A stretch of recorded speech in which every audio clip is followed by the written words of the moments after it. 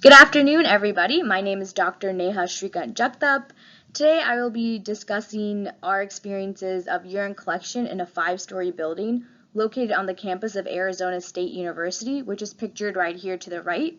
And if time permits, I hope to discuss the treatment technologies we implemented to recover the nitrogen, phosphorus, potassium, and water in urine as well. And so I'm going to go ahead and turn off my camera so you guys can just see all the information on each slide. This is a schematic of our urine collection system. It's comprised of 4 urinals located on floors 2 to 5. Each of these urinals is piped separately from the building wastewater.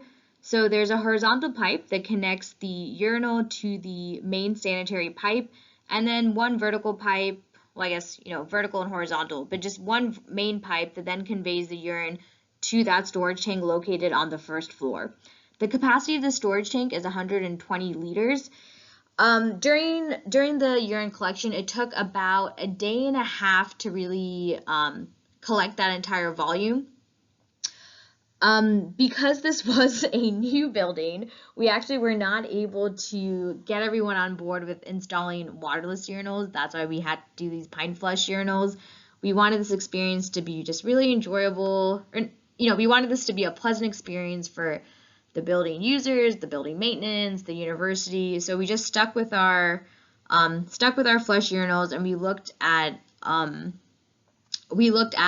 the possible impacts of flush water to the nutrient recovery processes downstream, and what role the dilution factor played when we did our economic evaluation comparing dilute urine versus undilute urine in terms of nutrient recovery. So this is the enlarged storage room area located on the first floor. As you can see here, I just wanted to basically give you guys a close-up of our actual storage area in case you guys are thinking of maybe heading towards these directions or you have more questions.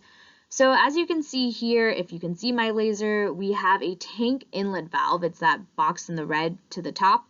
So this tank inlet valve really allowed us to control the collection of urine. We were able to decide, what times we wanted to collect the urine, what times we didn't want to collect the urine.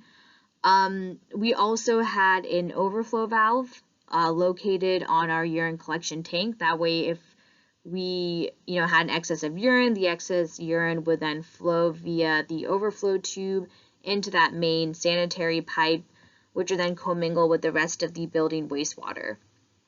In this picture, you can see that on top of the lid, there's this jug that is filled with activated carbon, and that was done as just a precaution to eliminate any type of odor issues. We had many years experience collecting urine via those blue jerry cans, which you guys are all familiar with, the funnel, the jerry can, and the production of ammonia, that also brought about the odor issue.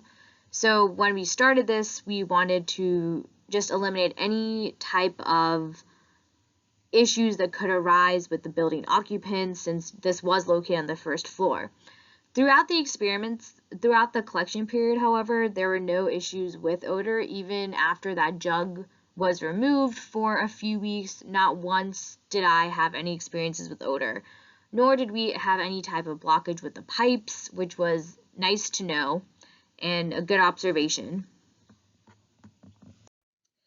So then moving forward, after that urine was collected, the goal was to then put the urine through a series of treatment processes to recover products which were similar to fertilizers on the market.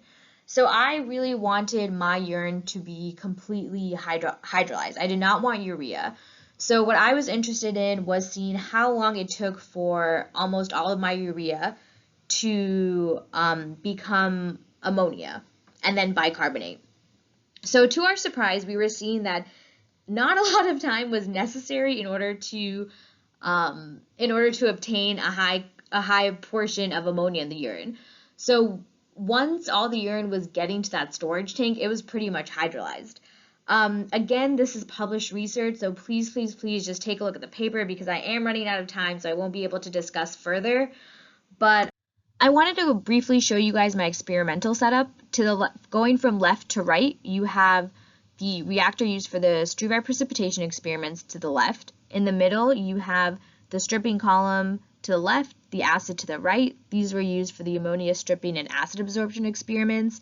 And then to the very right, you have the distillation setup. Since I am almost out of time, I just want to share my previous publications with everybody. The citations of the publications can be found below. In terms of nutrient recovery from urine, I think we've come a long way. Over 2 decades of scholarly research has shown us that plant nutrients in urine can indeed be recovered and concentrated through a wide range of chemical and physical processes.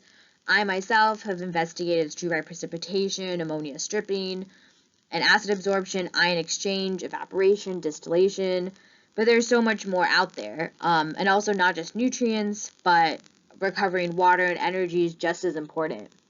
I think we've also realized that no one technology is sufficient to maximize nutrient recovery, and oftentimes we do need to string together multiple technologies. So looking and just being mindful of the upstream inputs and what impact those upstream inputs will have on the products downstream and the technology downstream is really important. And so it's really great to see so many people, headed towards the same goal. If you have any type of questions, please feel free to email me, shoot me a WhatsApp message, anything at all. I'm more than happy to, answer any questions related to my research or just talk urine in general. So yes, please feel free to contact me if you have any questions. Thank you again so much. I really appreciate it.